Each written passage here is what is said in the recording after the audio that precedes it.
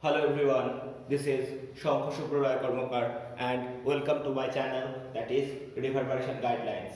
So we are passing through the toughest period of our life. একে তো Amphan তার উপর corona current off network problem but still এইচএসের date declare হয়ে গেছে দ্যাটস ওয়াই আমাদের পরীক্ষা যে খুব বেশি পেছবে তার কোনো অ্যাসিওরেন্স নেই সো পড়াশোনাটাকে আমাদের কন্টিনিউ করতেই হবে সো আজকে আমরা নতুন চ্যাপ্টার ওহমস ল নিয়ে কথা বলবো and here we go In the previous chapter, we have come to know the concept of electric potential, and electric potential was implemented in such a way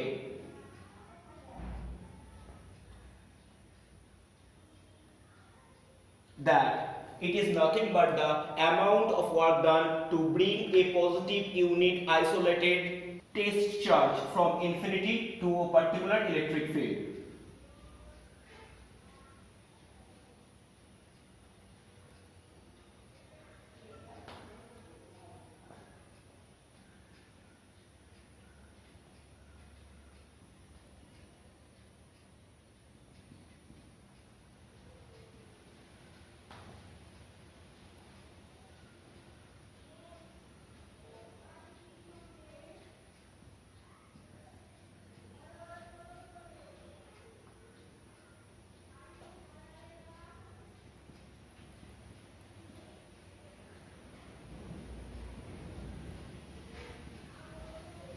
Clear?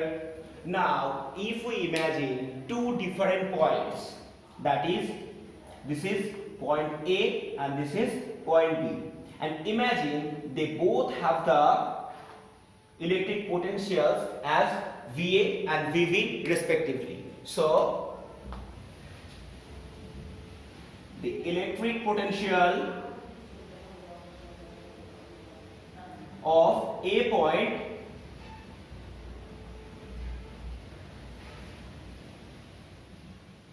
let be VA and the electric potential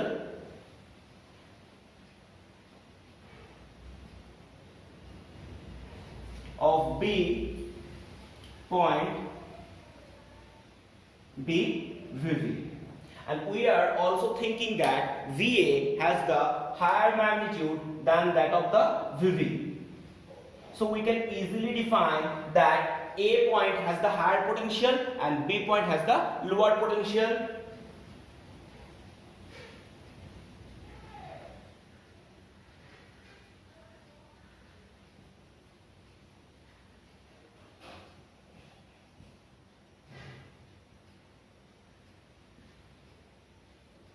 Now, if we join the A and B points with the help of a conducting wire, then we will find something.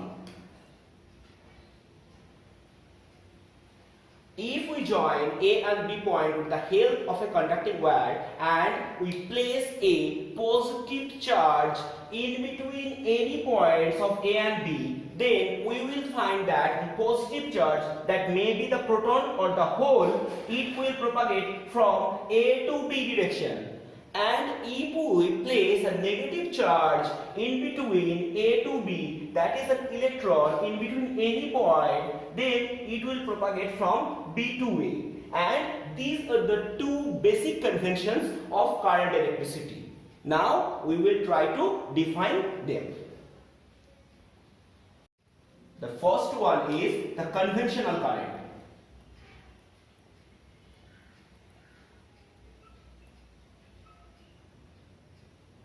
That is, if we place a point charge or point positive charge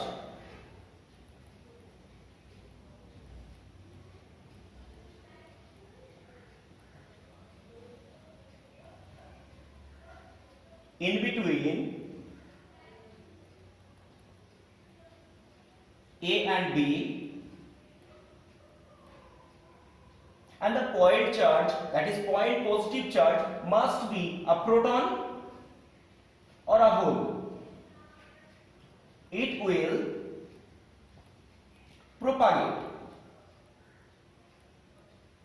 from A to B that is from higher potential to lower potential. So positive charge will propagate from higher potential to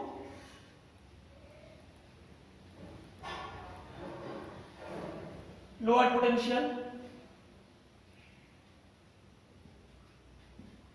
Clear?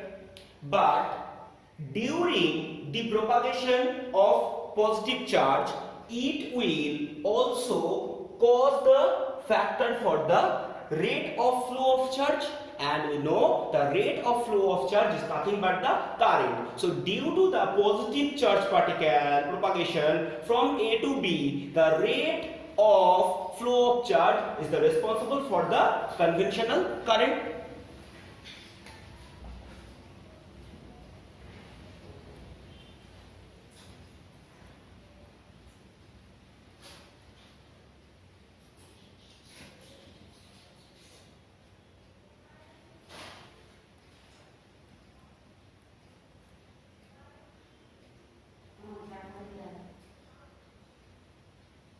Clear?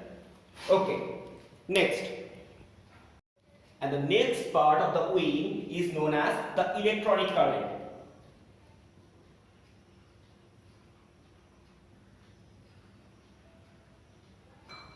And this occurs due to the rate of propagation of negative charge particle. What I want to mean, if we place any negative charge particle, that is basically the electrons, in between A to B, then the negative charge will propagate from B to A direction. That is from lower potential to higher potential. And due to the propagation of negative charge particle, the rate of flow of charge will cause the electronic current, right? So if we place a negative charge, that is genuinely an electron, in between A and B, it will propagate from B to A, that is from lower potential to higher potential.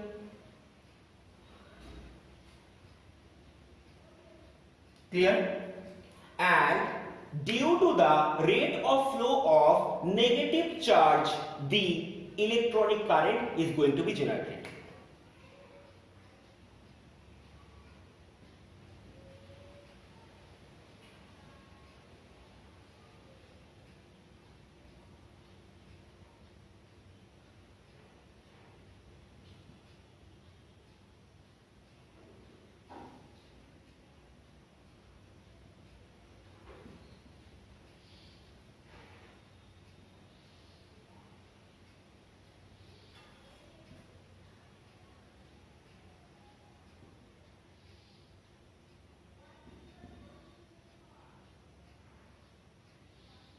Clear? So it is very clear for us that the rate of flow of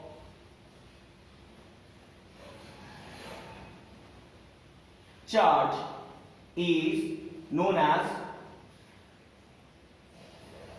the current. The current is going to be defined by I, and in form of calculus we can write I as dq dt, that is the rate of flow of charge.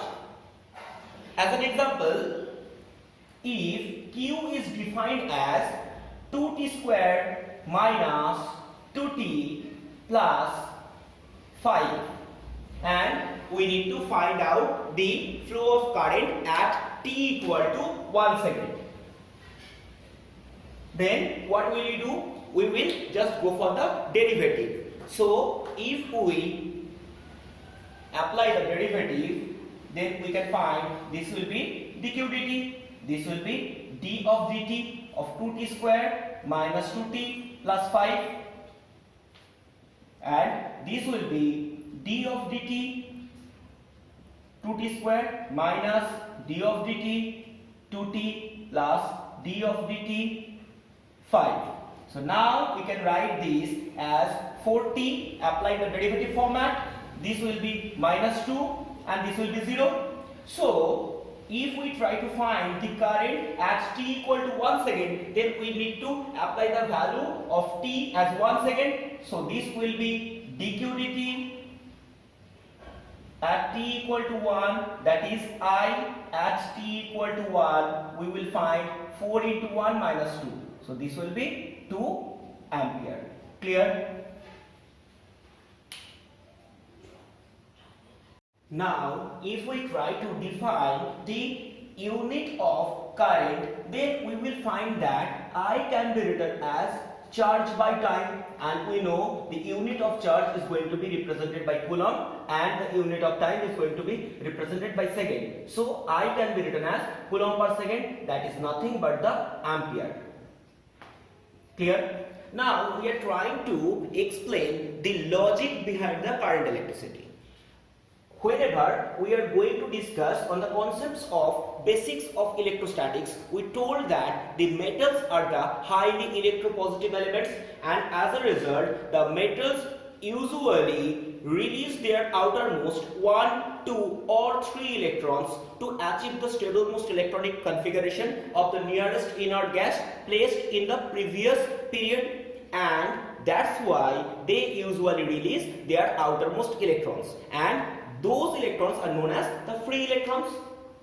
So basically we can state the metals have free electrons, and those free electrons can rotate in probable all the directions spontaneously, and as a result the electrons propagates per unit time causes the actual generation of current electricity. So it's a basic concept. Whenever we are seeing any type of metal plates that may conduct the current, yes, that is also conducting current, but there is no proper pathway for the current electricity, because if we imagine that on that metal plate some of the electrons are propagating in this direction, then there are so many electrons which are propagating in the reverse direction. So the net displacement of the electrons becomes 0 and they can propagate in probable all the direction. So in a normal metal plate,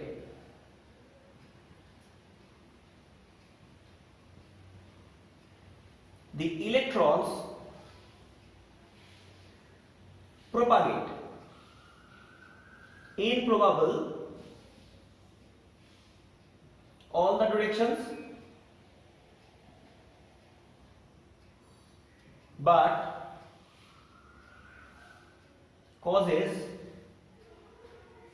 no net current, because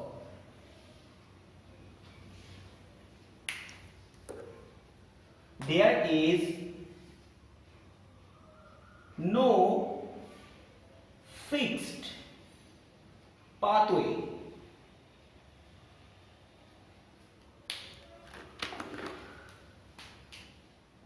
of the propagation of the electrons. They can propagate in probable all the directions as they have no effective electric field intensity. As a result, the net displacement of the electrons becomes 0, and as the resultant or the net displacement of the electrons becomes 0, so the rate of flow of electrons causes the 0 propagation. So the metal rod or the metal plate which is completely in an isolated state was unable to propagate any type of current. So no current is observed.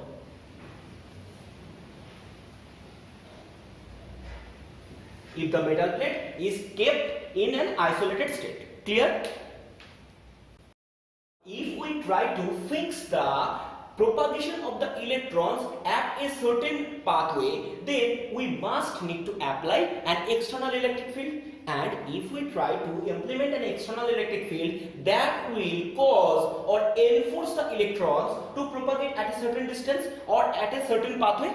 Now we are imagining a proper concept. Say for example, we have a metal rod, and the length of the rod, let be L, it has two edge points, that is X and Y. So the length of the rod be L, and L is nothing but the linear displacement or the linear pathway between X and Y. And we are also thinking the cross-sectional area of the rod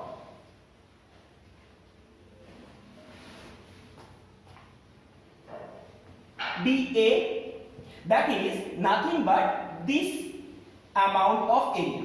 This is going to be defined by A. And we are also thinking that the rod is a uniform cross-sectional area. So that is throughout the total pathway, the rod has the uniform cross-sectional area. Now we are thinking a lot of things. Imagine that this rod is completely made by a metal, and we have implemented some potentials at two edges, that is at X edge we have applied the potential of VA, and at Y edge we have applied the potential of VV. We are also thinking that the potential at X edge, that is VA, is greater than the potential of Y edge, that is VV, and we are thinking that VA minus VV, that is the difference of potential or the potential difference between X and Y point, is nothing but V, that is VA minus VV is nothing but V. Now imagine that the metal rod is containing a number of free electrons per unit area. So as the rod is metallic in nature, so imagine the number of free electrons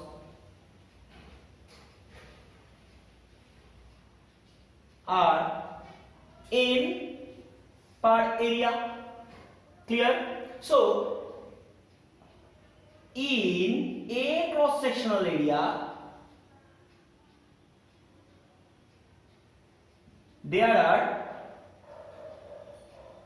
total N into a number of electrons.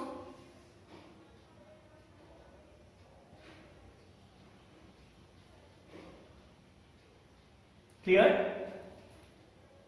Next, we are also thinking that the electrons was initially at rest.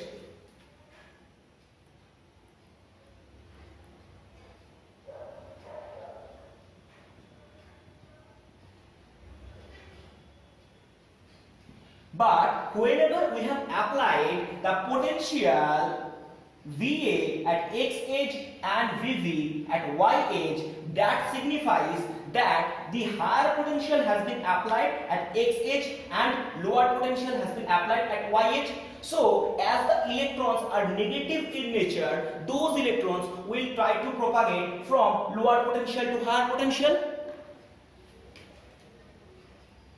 Now, due to the application of potential VA and VV at x and y edge,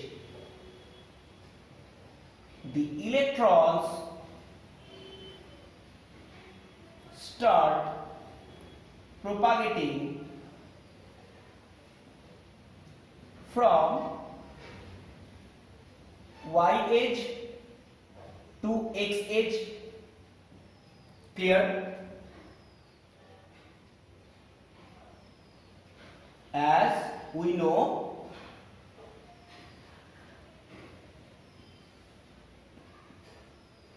electrons are negative in nature, so they will propagate from lower potential to higher one. Clear? Now we have told an interesting thing, that we have applied a potential VA at x edge and VV at y edge, and we know that the higher potential has been applied at x edge and the lower potential has been applied at y edge. So as a result, we can usually think for a concept that at x edge we have applied a positive plate and at y edge we have applied a negative plate, which causes the external electric field. So imagine the external electric field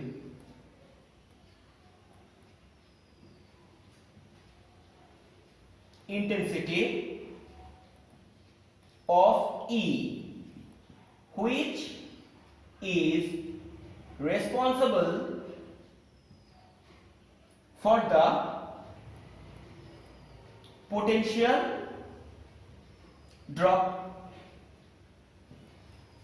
Now, if we apply the external electric field of capital E, we can imagine that the charge of each electron be E.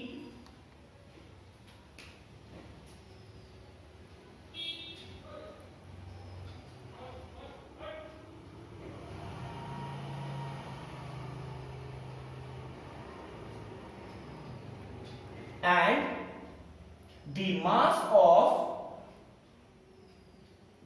each electron be small m. Clear? As a result, the force generated due to electric field on each electron will be charge of electron into electric field,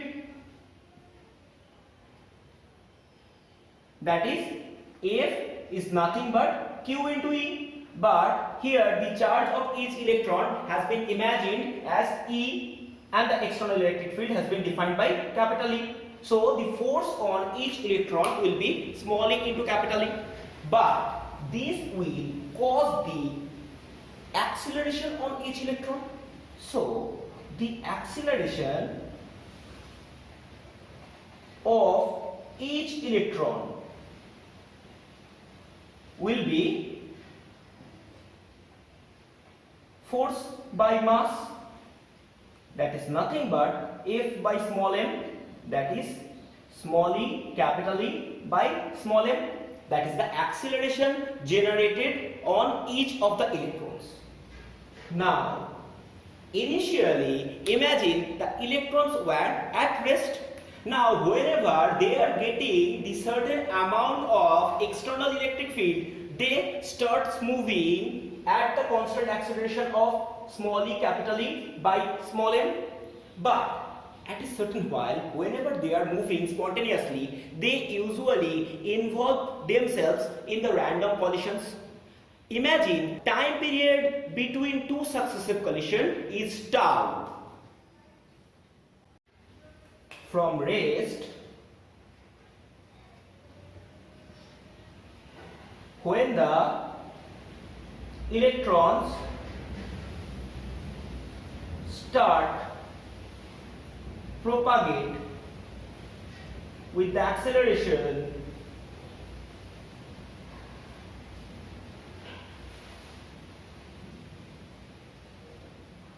of small a equal to small e capital E by small m, they make themselves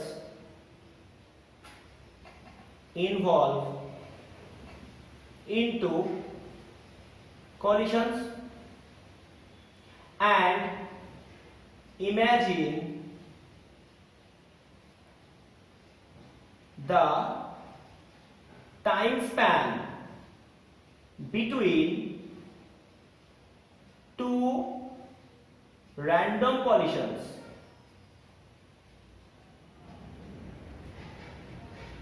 be tau, and the collisions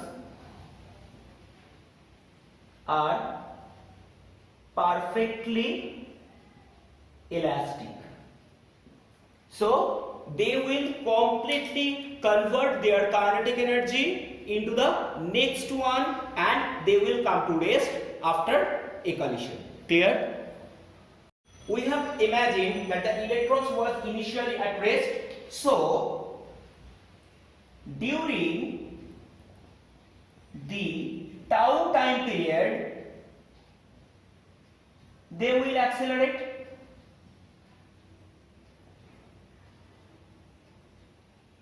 And will gain the final velocity as Vd, that is known as the drift velocity of the electrons. Clear? Now, Vd can be represented as u plus at, whereas u is nothing but 0, a is nothing but acceleration, that is small e capital E by small m, and t is nothing but tau. So the drift velocity can be explained by small e capital E into tau by small m, and that is the final velocity achieved by each electron.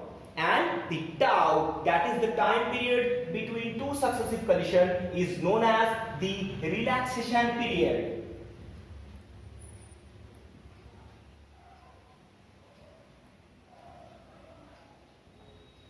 Clear?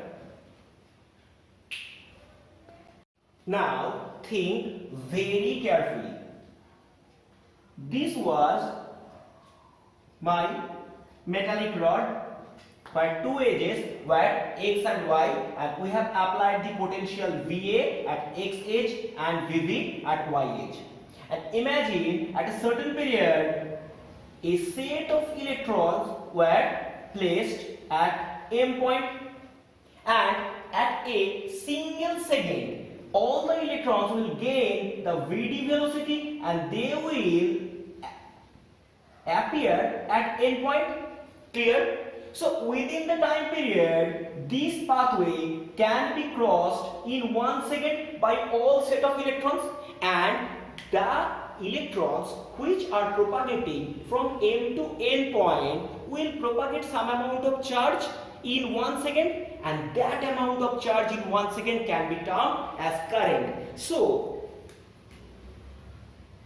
the set of electron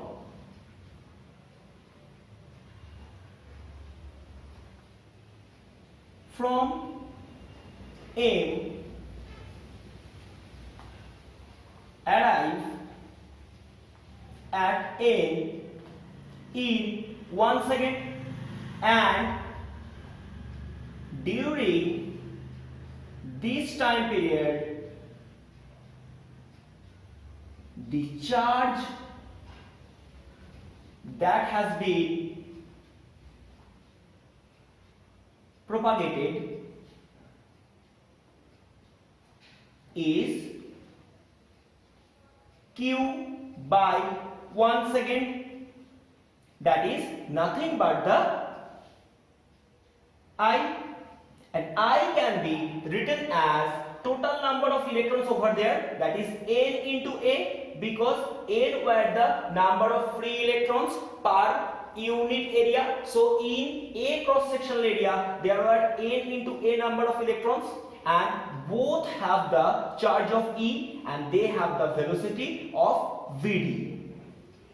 So this is the amount of charge conducted through M to N in 1 second, and that is nothing but the rate of flow of charge, that is current, that is NAEVD. Clear? Now I has been expressed as in such way.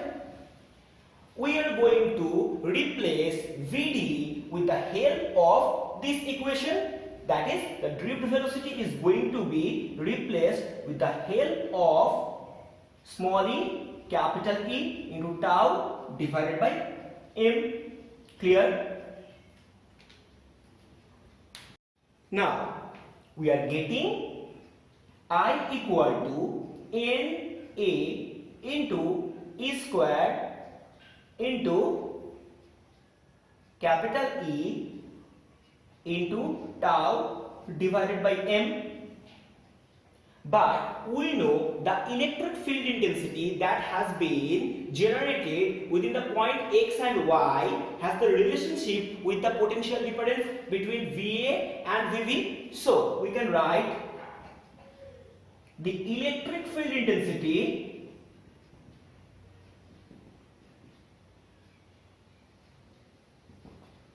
E is nothing but V by L, where V is nothing but VA minus VV. Clear? We are replacing the electric field intensity with the help of potential divided by the length between two edges of the wire. So I is written as NA E square into tau by M into capital E, and in the next line I is going to be replaced in such way where electric field is going to be replaced by potential divided by the length between 2 points. Now we are trying to implement the potential in one edge, that is V is going to be written as I into M by N E square tau into L divided by A. So what have we done? We have just placed the V in this side and took all the components in the other hand. So this is my actual relation. Now we are thinking to implement this total scenario in our favor. So we are thinking that M by N square tau is going to be written as rho, and rho is nothing but resistivity. So our equation is going to be implemented as V equal to I into rho into L by A. As we know, rho is nothing but M by N square tau. Now in the next line we are going to implement it as I into R, where R is going to be written as rho into L by A, where R is nothing but the resistance of that wire. And imagine that we have come to know in our class 10 that V equal to IR, and this is nothing but the expressions of Ohm's law. Clear? So this is the mathematical establishment of Ohm's law. So basically it's the tip of the iceberg. We will discuss a lot of things on the particular issue in the next class onwards. Till then, stay home, stay safe.